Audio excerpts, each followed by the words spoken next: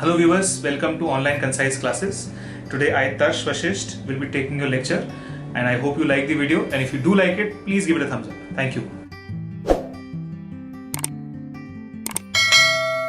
Hello viewers, तो आज हम स्टार्ट कर रहे हैं एक नया chapter under time speed and distance, जो कि है ट्रेन्स, जिसमें कि हम crossing of trains with other objects के बारे में पढ़ेंगे।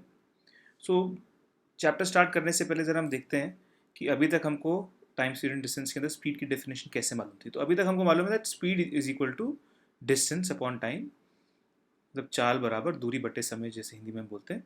ठीक है, तो यहाँ पर आपको सडनली एक नया फॉर्मूला दिखाई देता है इस चैप्टर के अंदर, जो कि है वी टी या v equal to L by T. So v basically velocity है। स्पीड वेलोसिटी आप लोगों के लिए और इन एग्जाम्स के लिए एक ही बात है। वैसे तो एक स्केलर है और एक वेक्टर है, तो हमको स्केलर वेक्टर के अंदर जाने की कोई ज़रूरत नहीं है और आपको भी इसकी टेंशन लेने की कोई ज़रूरत नहीं है।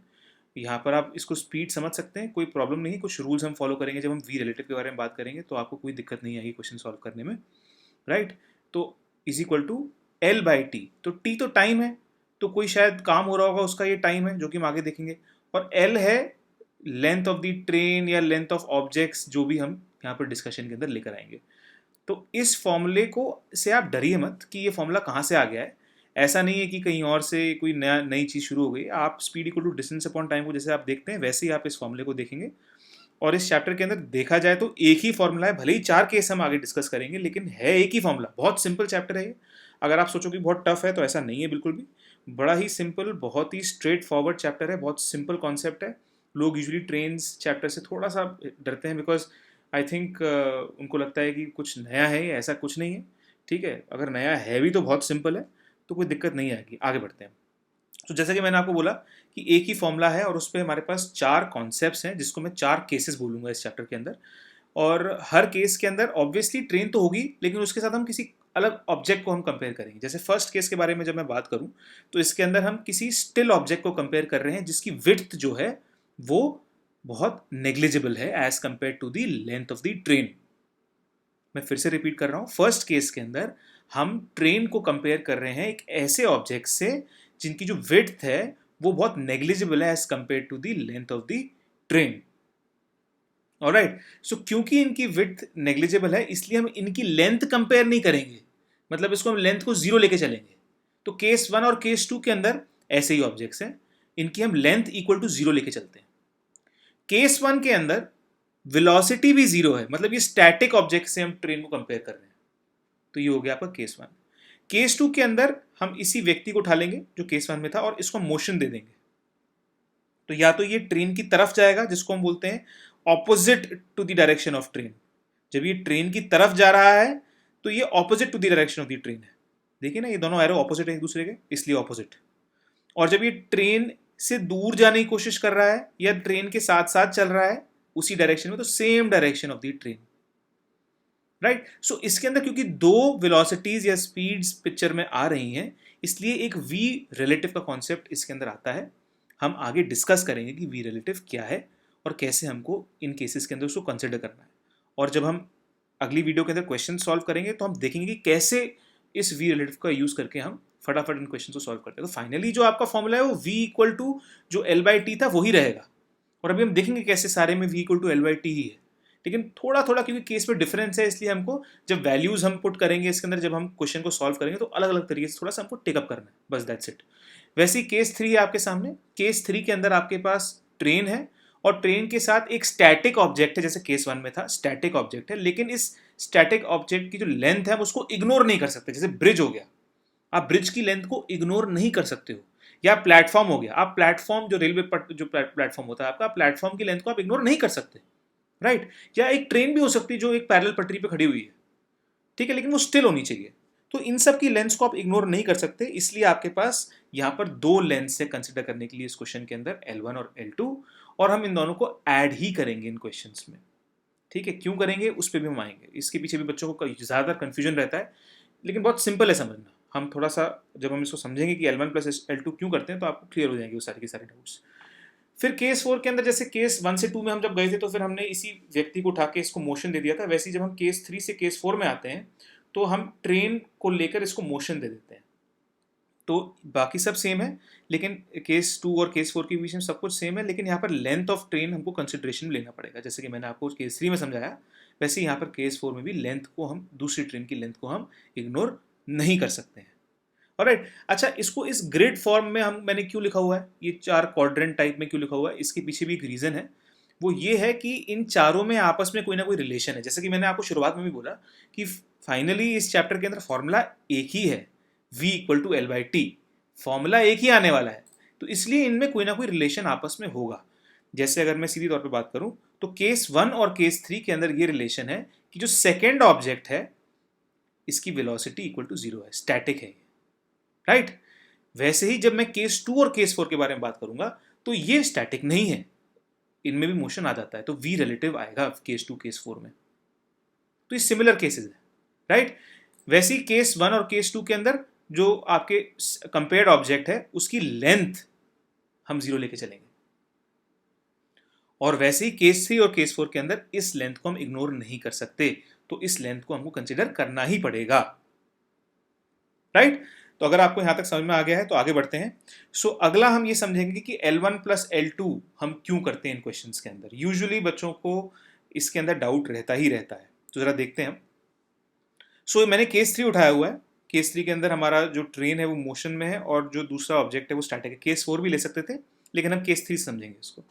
सो हम L1 प्लस L2 क्यों लेते हैं, तो क्वेश्चन, पहली बात तो हम समझ लेते हैं कि कैसे आएगा। तो क्वेश्चन के अंदर ये दिया होगा, if there is a train travelling with the velocity, ये मतलब ऐसा क्वेश्चन आ सकता है जैसे there is a train travelling with the velocity vt whose length is L1 and is crossing a bridge with length L2, how much time will it take to cross the bridge? सो जब मैं बोल रहा हूं कि crossing a bridge, right, तो cross कब होगा वो, ऐसे थोड़ा ना क्रॉस हो जाएगा कि बस इसका अगर इंजन थोड़ा सा आगे बाहर निकल गया तो ब्रिज क्रॉस हो गया, नहीं। ये अभी भी पूरी की पूरी ट्रेन ब्रिज पर ही है। ये ब्रिज से तब क्रॉस होगा जब ये आप नीचे देखो, फिगर जैसे आप देख रहे हो, जब ये ट्रेन पूरी निकल जाएगी आगे, राइट। तो इसको समझने के लिए हम दो डॉट्स को लेंगे, एक रेड डॉट और एक येलो डॉट, राइट। तो अब हम ट्रेन और ब्रिज को हटा देते हैं। इस रेड डॉट को जब हम येलो डॉट तक ले जाएंगे तभी तो ये पूरा ब्रिज पार होगा, जैसे आप नीचे देख पा रहे हो।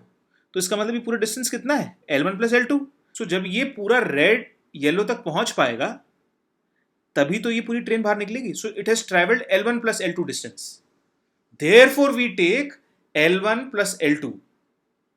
ऑलराइट, सो केस 3 और केस 4 के अंदर आप बिंदास L1 प्लस L2 लेकर क्वेश्चन को सॉल्व करेंगे, ज्यादा आपको सोचना नहीं है। जैसे ही आपके पास ब्रिज और एक ट्रेन का क्वेश्चन आता है, या फिर दो ट्रेन का क्वेश्चन आता है, या ब्रिज और प्लेटफॉर्म क्वेश्चन आता है, दोनों की लेंथ जो है आपको उनको ऐड करके ही फॉर्मूला में पुट करना पड़ेगा। कौन से फॉर्मूला के अंदर, यही फॉर्मूला के अंदर ये जो लेंथ है L1 प्लस L2 हो जाएगी। क्लियर है, समझ में आ रहा है सब लोगों को? ऑलराइट, तो आगे बढ़ते हैं। अगला कॉन्सेप्ट जो हमको समझना है दैट इज वी रिलेटिव का कॉन्सेप्ट। तो वी रिलेटिव के कॉन्सेप्ट को हमको समझने के लिए फिजिक्स का स्टूडेंट होने की कुछ ज़्यादा ज़रूरत नहीं है, वैसे है ये वहीं से कॉन्सेप्ट निकल के आया है, लेकिन अगर हम थोड़ा सा दिमाग लाएंगे तो ये भी बहुत ईजी हो जाएगा समझने के लिए। बहुत ईजी चीज़ें हैं, कोई टफ चीज़ नहीं है। ऑलराइट, सो दो केसेस बनते हैं हमारे इस चैप्टर के अंदर। एक है कि ये व्यक्ति ट्रेन की तरफ आ रहा है, मतलब ऑपोजिट डायरेक्शन है दोनों का मूवमेंट का, और ये व्यक्ति जो ट्रेन के साथ साथ चल रहा है उसी डायरेक्शन में, ट्रेन से दूर जाने की कोशिश कर रहा है। तो यहाँ पर जो उनकी जो डायरेक्शंस हैं वो सेम डायरेक्शन है। तो है क्या, मैं आपको बता देता हूँ। हम रेफरेंस पॉइंट इसके अंदर हम कोई एक ऑब्जेक्ट ले लेते हैं, और जैसे हम एक ऑब्जेक्ट को रेफरेंस पॉइंट हम ले लिया हमने, तो इसका मतलब क्या है कि जैसे उसकी तरफ कोई ऑब्जेक्ट आ रहा है, दोनों ऑपोजिट डायरेक्शन के अंदर मूव कर रहे हैं, दोनों की स्पीड ऐड हो जाएगी, और अगर वो उससे दूर जाने की कोशिश कर रहा है तो उसकी स्पीड जो है वो सबट्रैक्ट हो जाएगी। So opposite direction add the speeds और velocities, and when the objects are moving in the same direction we subtract the velocities. Same train के केस में भी होगा जो केस 4 था। So case 2 case 4 same concept.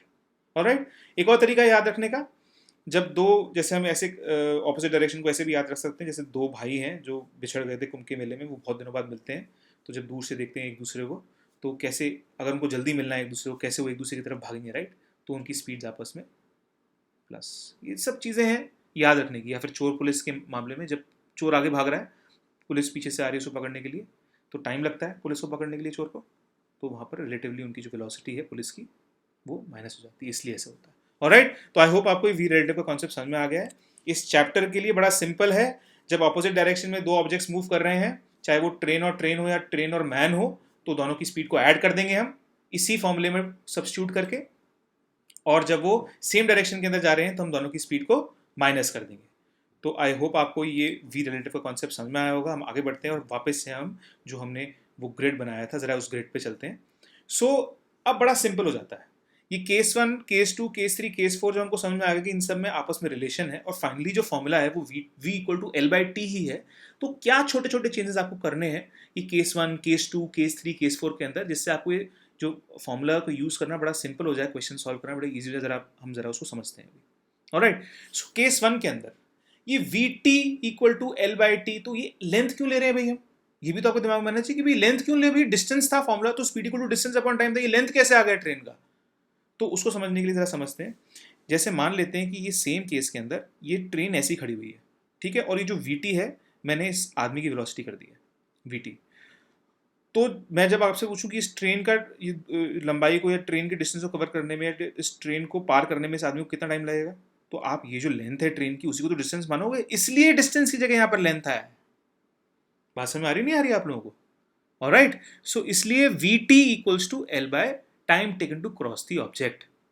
Alright, so अब हम देखते हैं कि केस 2 के अंदर क्या डिफरेंस है केस 1 के रिस्पेक्ट में।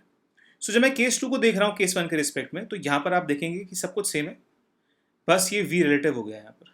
तो मैंने जैसे आपको पहले स्लाइड में समझाया, वी रिलेटिव की जगह हम क्या लेंगे यहाँ पर, डिपेंड करता है कि वो जो व्यक्ति है वो ट्रेन की तरफ आ रहा है या ऑपोजिट डायरेक्शन जिसको हम बोलते हैं, तो हम उसको V T plus V M ले लेंगे। और अगर उसी की डायरेक्शन में जा रहा है, मतलब सेम डायरेक्शन में चल रहा है, तो V T minus V M ले लेंगे। That's it.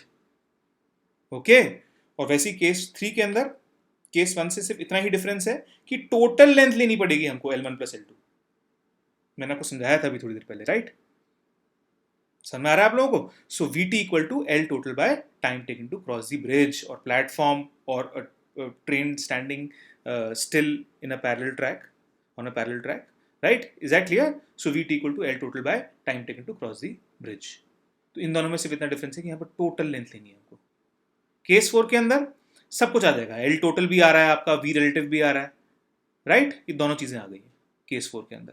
So L total दोनों ट्रेन की लेंथ को ऐड कर देंगे, वी रिलेटिव मतलब सेम कॉन्सेप्ट जो यहाँ पर केस 2 में था, अगर दोनों ट्रेन एक दूसरे की तरफ बढ़ रही हैं, ऑपोजिट डायरेक्शन में है, दोनों को ऐड कर देंगे, अगर सेम डायरेक्शन के अंदर दोनों को हम सबट्रैक्ट कर देंगे। ऑलराइट, और नीचे सेम रहेगा, time taken to cross each other.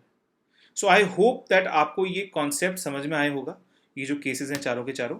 I would request you all to pause the video at this moment. आप इसको पॉज करिए, इस सेम टू सेम इस ग्रिड को, जो 4 क्वाड्रेंट्स मैंने बनाए हैं, जो नीचे लिखा हुआ है, जो राइट हैंड साइड पे लिखा हुआ है, जो फॉर्मूलाज मैंने जैसे बनाए हैं, आप इसको अपनी कॉपी में उतारिए ताकि आपको ये केसेस और क्लियर हो जाएं। और हम जब नेक्स्ट वीडियो में मिलेंगे, जो कि इसी प्लेलिस्ट के अंदर होगी आपकी ईज़ ऑफ एक्सेस के लिए, और सजेशन में ऊपर आप देखेंगे कि लिंक पे भी मैं वो आपका सजेशन दे दूंगा आपको, तो आप उस वीडियो पे लिंक पे क्लिक कर सकते हैं और वो सेकंड वीडियो आप देख सकते हैं। उसके अंदर हम एग्जांपल्स करेंगे इन सारे चारों केसेस के, ताकि ऐसा ना लगे। और आप, ये बहुत इंपॉर्टेंट है कि वीडियो आप अभी साथ में देखें इसी वीडियो के, so that you are able to connect the concept.